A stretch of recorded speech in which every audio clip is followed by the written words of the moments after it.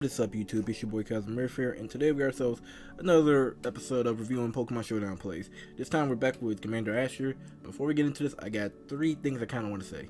So first things first, as you're watching this video, I am approaching my finals week, as I'm sure most of you are as well, or scratched at all of you, because I know my demographics and most of y'all are in high school or college.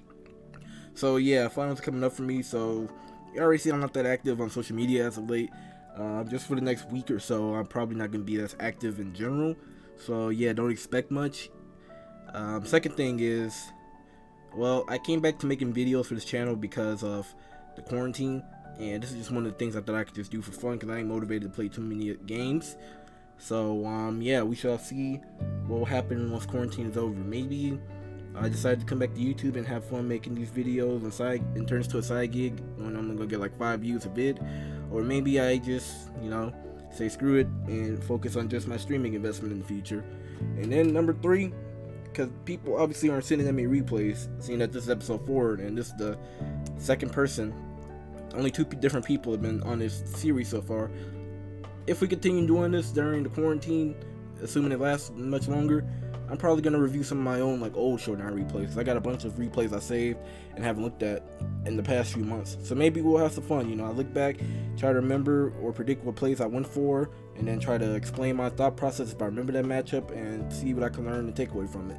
Because, yeah, it's not too much fun to watch people just win the matches. I'm not assuming that this match is a W, but I'm kind of assuming from the past 3 episodes. So with that out the way, let's get into this. We're watching Commander Asher battle against Santutu. So we already seen Asher's team. We already know what he's rocking for the most part. Santutu's rocking an interesting team. Immediately looking, what sticks out is Roserade, no pun intended. Incineroar also sticks out because he got Cycle Intimidate, since also has a good matchup against Dragapult, Mimikyu, and Hatterene, and also Rotom Cut. Togekiss is always a very disruptive Pokemon with all of me, Yawn support. And then, of course, there is Conkeldurr, who, depending on if this is AV or Guts, will determine a lot of things. So, assume that this is still lower ladder matchups. I think we're going to be expecting a Scrafty. I think maybe Scrafty Dragapult would be a decent lead against this. Scrafty Mimikyu could also work. So I think that might be the lead. For the opponent's side, I do think we're going to see then we're just going to see one of the most basic leads, which would be Incineroar and maybe Excadrill or Togekiss and Excadrill. That's what I'm going to assume. So let's get into this battle and let's see what happens. Switch sides, Asher side, Togekiss, Incineroar. Oh, they send both support Pokemon out. Okay. So this might be, so right off the bat, called the lead for Asher, Scrafty, Mimikyu. So right off the bat, when I see this, the Togekiss and Incineroar, I immediately think that they're going to fake out Scrafty, because they can't fake out a Ghost type, and they may most likely just Dynamax Togekiss and start getting their setup in. Maybe a Max Starfall just to get the ball rolling, maybe a Max Airstream just to ensure they outspeed the Mimikyu in the future. Who knows? So, Asher's side, I think his safe play will be the fake out, or Dynamax Scrafty if he wants to get bold, but I don't know if he wants to face us Togekiss. And then maybe try to set up with Mimikyu if possible. Maybe even go for the Trick Room, because we did see that last episode. So D-Gleam. Oh man.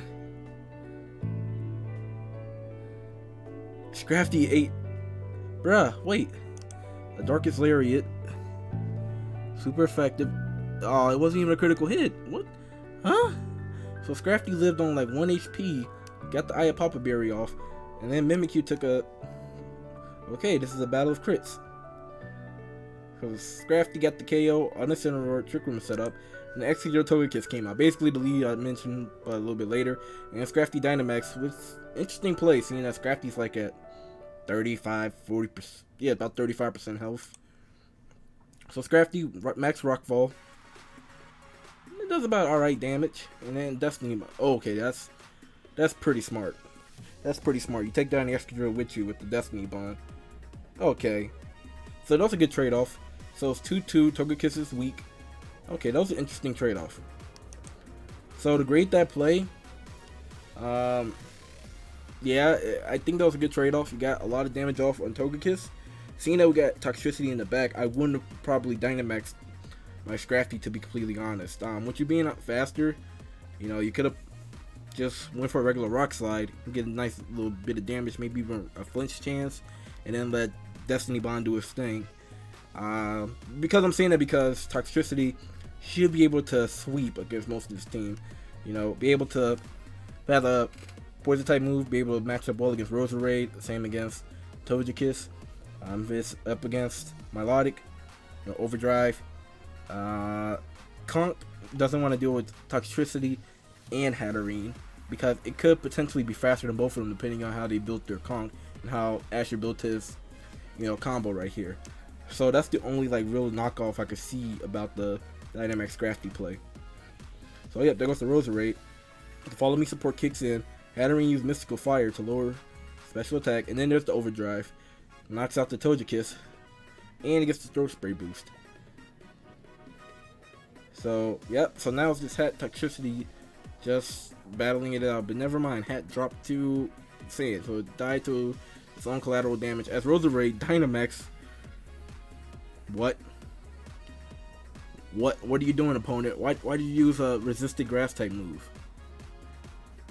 Okay, that was pretty bad on the opponent's part. They played really well all the way up until that moment. I guess the only knockoff I could give them, no pun intended again, would be instead of Darkest Larrying the Mimikyu.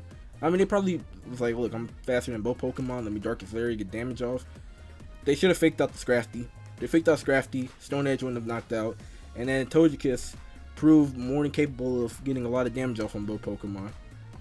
So, yeah, that's where it went downhill from them.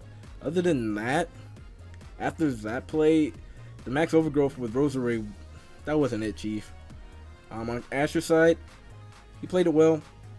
He made some plays that was a good use of his resources, as in the Destiny Bond, you know, trying to just double down onto the Togekiss slot with, you know, Mystical Fire and the Overdrive. So I said that he played pretty well, pivoting around the Roserade, which wasn't even the win condition at this point. Overall, I have to give this battle a straight B grade. It could have been better, it could have been worse.